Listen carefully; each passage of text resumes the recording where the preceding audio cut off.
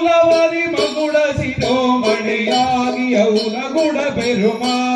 നന്മയുടെ രാജ്യമശേഷം പരിപാലിച്ചു വസിച്ചു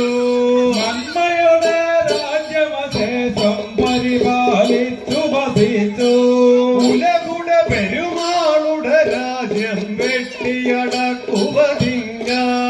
ഉലകുട പെരുമാളോടു രാജ്യം വെട്ടിയടക്കുവതിനായി മരുതയിൽ അരജൻ വരവുണ്ടെന്ന